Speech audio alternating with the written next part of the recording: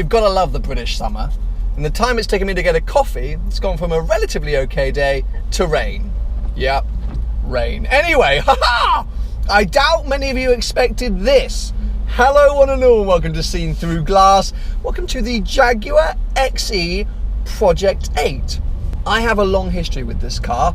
I think we could call it the one that got away. If you don't know the story, and if you don't know really anything about this car, don't worry. I will be explaining all later in the video. But whilst the 911 Carrera T is at TopazSkin, and the Ferrari 360 is kind of locked away for storage this year, as I explained in my previous video, Jaguar have pulled through and handed me this one of 300 Project 8s in the world. I think they're just trying to get me to buy one, aren't they? But anyway, I'll let them try and convince me.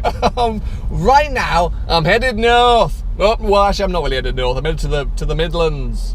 I'm driving to Caffeine and Machine as my first stop. I'm going there to meet up with Drive the World partners First Point Insurance. They've done my car insurance for like the last 3 years, but then they've handled a whole load more insurance stuff for this year's trip. After that, I've got a few more meetings. Anyway, it's all going to become clear, but right now, I'm just thrilled to be driving a Project 8 anywhere. But firstly, to Caffeine and Machine.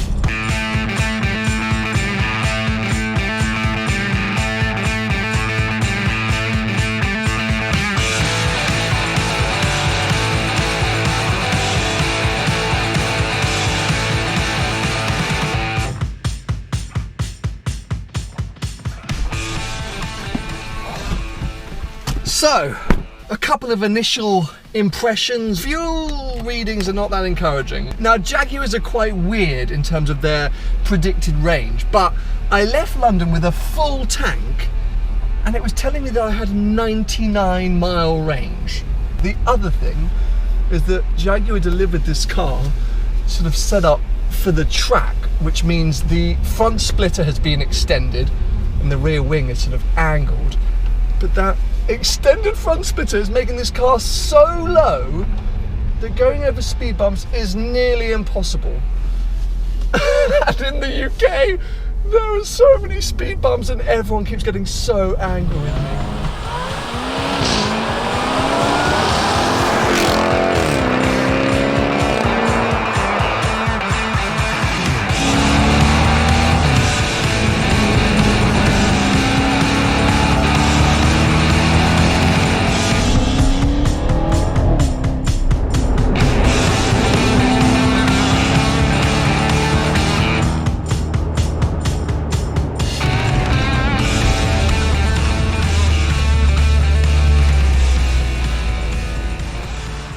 I really can't keep up with the weather today. 1 minute it's pouring with rain and now it's bright sunshine. But anyway, that Project 8, unbelievable. I'm literally already in love with it. I need to calm myself down because it's been only a few hours that I've spent behind the wheel of that thing and it's just amazing.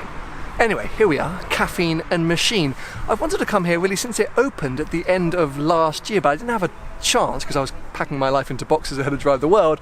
And the last 6 months on the road, I've just seen the sort of awareness, appreciation and activity of and around this place grow and grow. So I'm so glad to finally be here.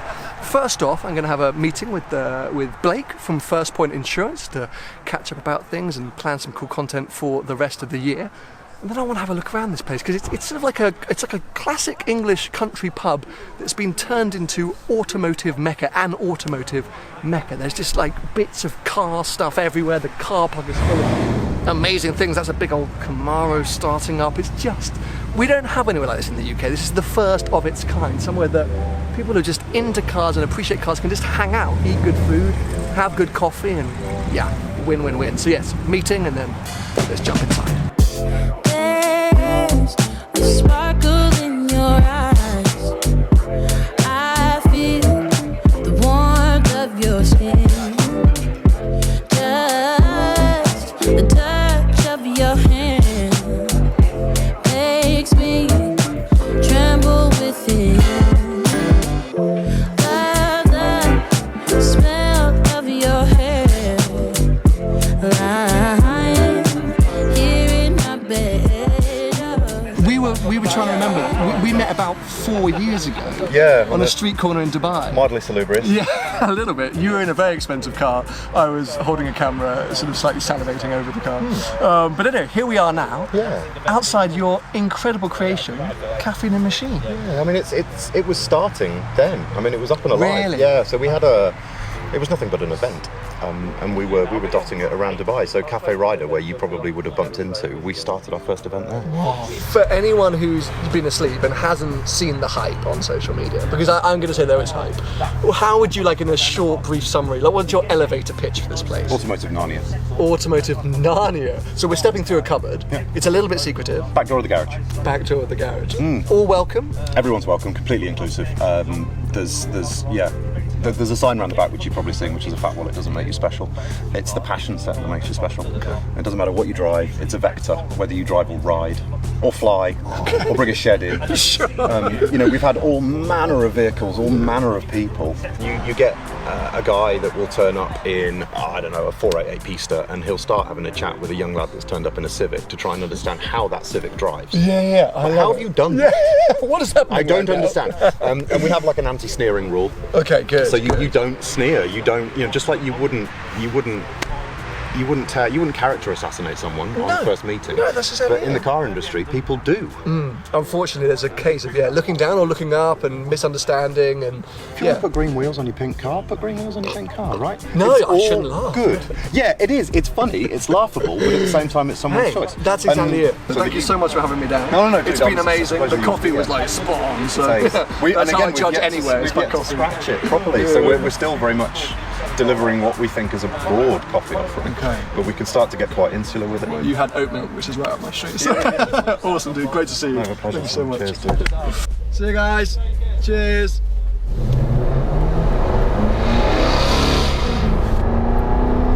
Well, Caffeine, as awesome as I hoped it was going to be. That place is just, I want to spend every day and every weekend there. I mean, Saturday mornings look absolutely mental. So I'm sure I will be returning at some point, hopefully during this sort of short UK leg. But either way, good and great to catch up with the First Point Insurance guys. We're planning some cool stuff for the rest of Drive the World, so stay tuned on that. Right now, I'm running a little bit late for my meeting with Pirelli, which is about an hour and a half further north. So despite the fact that the sun has come out and I really want to talk to you about this car, because I realise all I've done is just be like, oh, it's amazing, I love it, and I need to give you some sort of details and explain my history with this thing, but for now I'm just going to focus on the job in hand, get to Pirelli, chat with them, and then hopefully it's going to stay dry and we can do some more filming and some more chat about this car afterwards. So yes, onwards, Pirelli! Thank you so much, mate. Absolutely great to see you. Pleasure to see you again.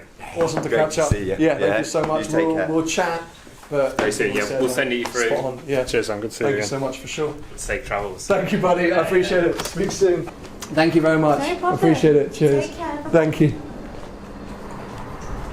Well, that was a very good meeting down here at the Pirelli Performance Centre. You may remember this is where I came to get the tyres fitted for my 360. But let's talk about the XE Project 8 finally, because I realise I've been doing a lot of meetings today and not really talking to you about this car. For those of you that don't know anything about it, whilst it is based on an XE, it really is a completely different car.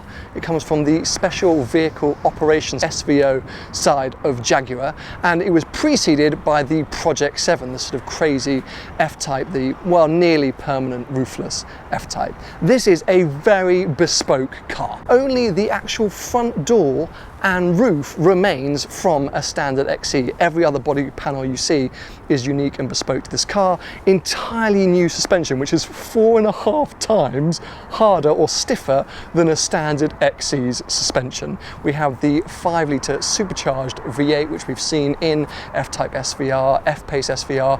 In this variant, it's putting out 600 horsepower, and I just love some of the details. It's a little bit dirty now today, but look, back here, firstly, we have this cutaway in the rear bumper, but then we also have no step written on the carbon fibre. As you can see, set up for track at the moment, because this rear wing in its sort of more angular or higher setting, you can, I believe, with a relatively simple Allen key, switch it to the slightly lower drag setting. Making our way around the front, one of the things I love is this carbon fibre vent in the front bonnet. It's just absolutely nuts. And then look at this splitter. Absolutely absolutely ridiculous. So the standard carbon fibre, they can go there. This is the additional track splitter, which moves forward and back. Again, it's got an Allen key sort of operated screw underneath, and you can slide it back and front. At the moment, it's in its sort of extended position. The whole reason that this car is so unique and special is that the Jaguar engineers, if I can ever open this, there we go, spent a whole lot of time trying to fit everything into this tiny engine bay. Carbon fibre bonnet as well. Oh, there we go. Slam it down. And the reason that all these cars are left-hand drive is because it's the only way they could fit everything in, including the gearbox. So if we jump inside now, you'll notice that all 300 of the XE Project 8s are left-hand drive. Anyway, I think enough of talking here outside the wonderful Pirelli Centre. Let's hit the road.